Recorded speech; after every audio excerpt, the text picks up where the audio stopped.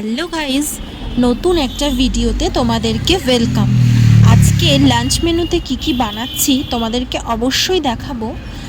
আজকে বাড়িতে কেউ ছিল না, তো আমি বাড়িতে কি করলাম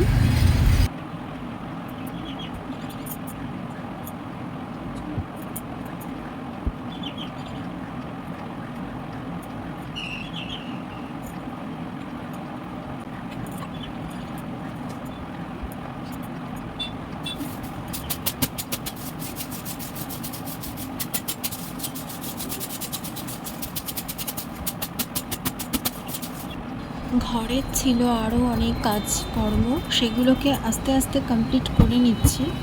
আর এখন আমার প্রায় বেডটা ক্লিন করা হয়ে গেছে। আর বেশ কিছু জামা কাপড় ছিল কাঁচা, সেগুলোকে ভালো করে ভাঁজ করে নিচ্ছি। আর এখন আমি ভালো করে জামা কাপড়গুলোকে ভাঁজ করে নেব।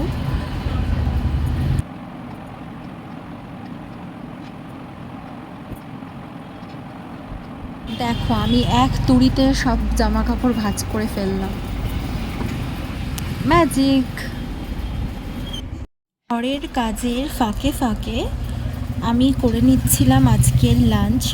তো ওইদিকে বসিয়ে দিয়েছি ভাত, আর করে নেব কী করা যায় তোমাদেরকে দেখাচ্ছি। তো এখানে সকালের ডালটা ছিল, সিদ্ধ ডাল, সেইটাকে দিয়ে করে নেব পেঁয়াজের ডাল।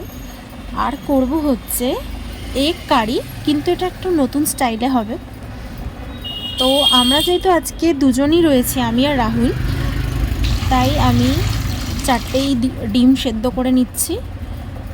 আর এখানে ডিম সেদ্ধটা বসিয়ে দিয়েছি। এর ফাঁকে চলে এসেছি আর একটা রুমের বেড কভার চেঞ্জ করতে।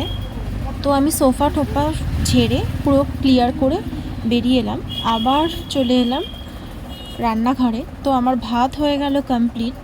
আর এখানে এই ডালটা দিয়ে হবে পেঁয়াজের ডাল।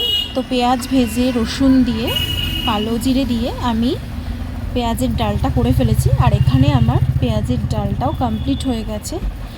আর বলেছিলাম তোমাদেরকে এগ কারি বানাবো, তো আজকে বানাবো আফগানি এগ কারি। তো আমি পেঁয়াজ রসুন কেটে নিয়েছি, আদা, আর এখানে একটা পেস্ট বানিয়ে নিয়েছি, কাঁচা লঙ্কা, শুকনো লঙ্কা, টমেটো, রসুন, আদা। আর এখানে ডিমগুলোকে ছুরি দিয়ে একটু চিড়ে নিয়ে ভেজে নিয়ে কষিয়ে মশলা দিয়ে বানিয়ে নিয়েছি এই আফগানি এগ কারি, যেটা খেয়ে তোমার বর তোমার প্রশংসা না করে পারবেই না। এই নতুন রেসিপিটা খেয়ে রাহুল তো পুরোই ফিদা। So by.